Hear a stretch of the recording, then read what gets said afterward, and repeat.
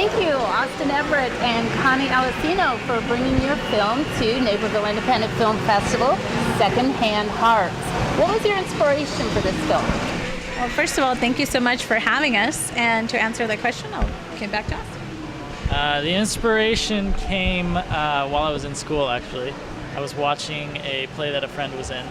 I can't for the life of me remember what the play was, because there was a moment in the play where it just kind of alluded to the fact that, you know, this one sibling might fall in love or have a crush on her sibling's husband or boyfriend. Honestly, I can't remember what it was, because as soon as that line came, I just kind of thought, oh, that would make for an interesting movie.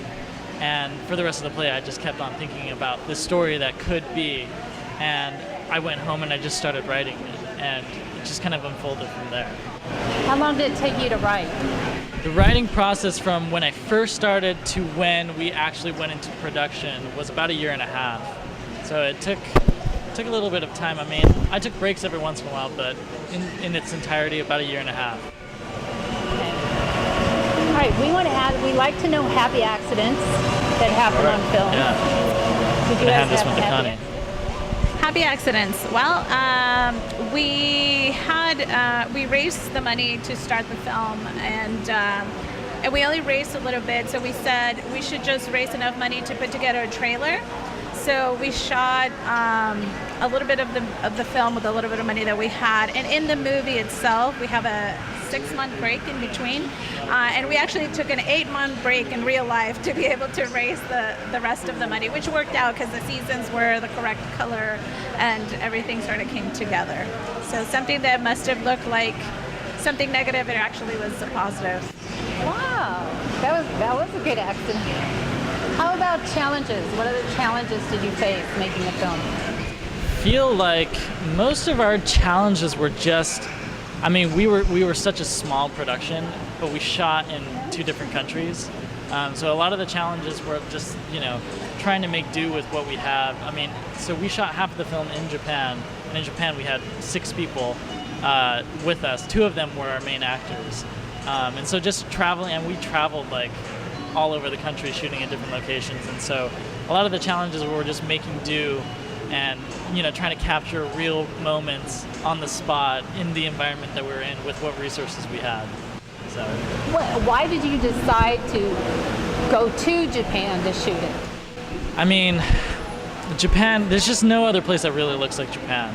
And we really wanted to give this kind of, you know, when Ben and Mallory, or Ben and Emily, the characters are in Japan on this trip, it kind of has this romantic, ideal, almost kind of a fantasy element, this love that's so pure.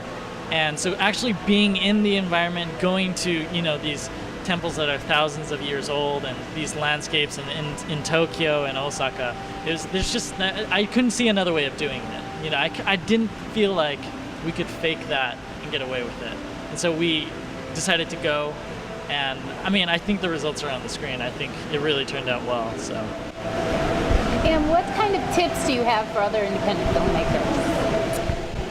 Tips, well, first of all, is trick yourself into doing, you know, your project. Like, don't dwell upon how impossible it's going to be. Just look at your next step. What is your next step? If you can just research insurance and that's your next step, then have that be your next step. If you are just going to write the next, you know, scene, then just do that. Just focus on the next step and don't focus on the overall how this is going to sell at the end of 4 years. My tips would be, for people that are trying to do a feature film, try and make as many things as you can before then. If that's YouTube videos or if it's, you know, stuff for work or school or short films, just because, I mean, features, it's a long distance. You know, like our film, I mean, we just talked about this today. We started 2 years ago. You know, finally we're out with it. But during that time, you just you have no time to really stop and learn things. I mean, you do, but like, it's a hard process to do when you're in the thick of things. So if you can get as much experience, whether that's writing or that's editing, shooting, the sooner the better, and the more the better. So what kind of future projects do you have coming up?